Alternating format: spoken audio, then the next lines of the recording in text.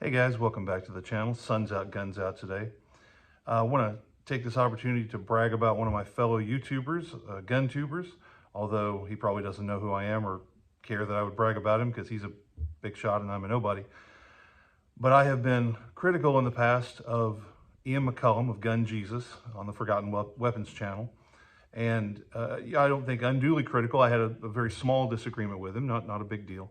But even though I've been a fan of his for a long time and thought his channel was absolutely terrific, he has done something more terrific than ever recently, and I just want to address it. For a very long time, SIG has been under some criticism and some scrutiny because people say that they have been releasing products that are not ready for the market, that haven't been debugged. They use their customers as beta testers, release things that aren't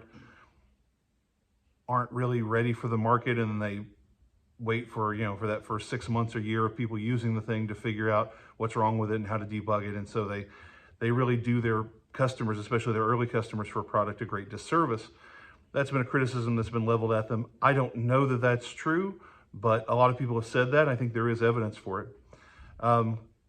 And beyond that, more recently, they have been accused not just of using their customers as beta testers, but of releasing products and continuing to make products that they know are bad products, that they know are unsafe products, and claiming that they're not unsafe, that they're quite safe. Specifically the P320, some of their other products too, but the P320 is the big one these days that people want to discuss.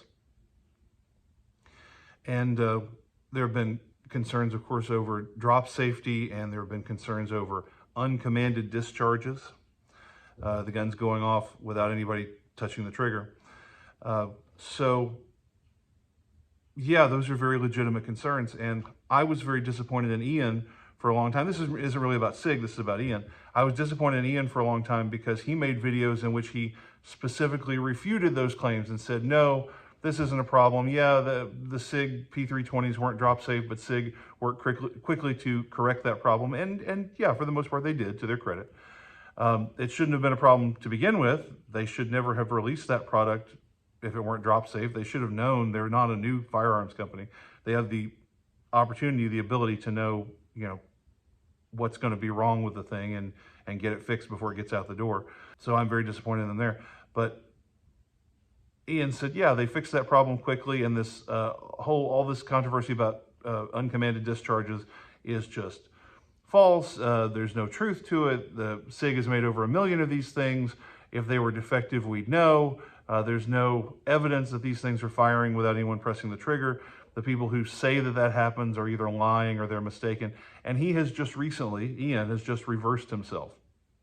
And he's really embraced the idea that yes, indeed, there's something wrong. And SIG has made, like 3 million of these pistols now, and they're not all firing by themselves. A very small fraction of them are. Maybe it's 1 in 1,000 guns. Maybe it's 1 in 10,000 guns that's going bang without being commanded.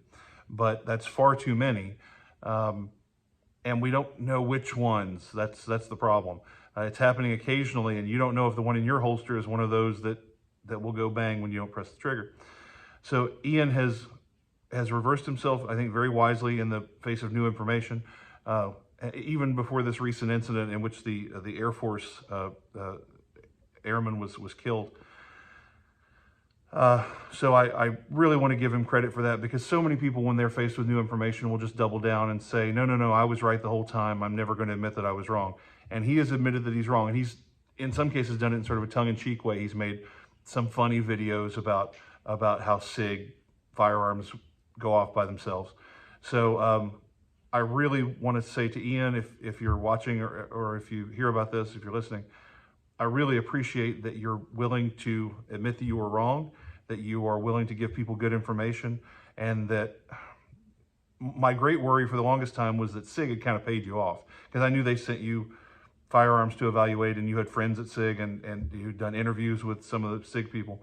And so I thought, oh, has Ian lost his integrity? Is he now just defending SIG because they're friends of his? And he's not willing to admit when they've done something wrong. But Ian is very clearly willing to admit that they've done something wrong. And it's great for Ian, and I'm glad to see that. Wonderful to see how much integrity he has.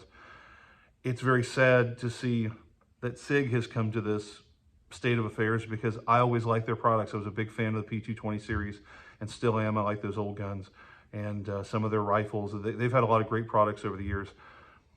And it's a real shame to see that some of their current products aren't that great. And it's even a greater shame to see that the company will not just admit fault and take responsibility for what they've done.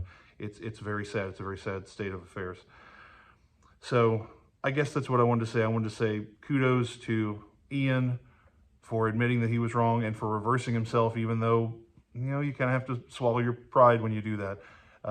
Love to see that he is willing to admit that he was wrong in order to get people good information. He is more than ever a national treasure.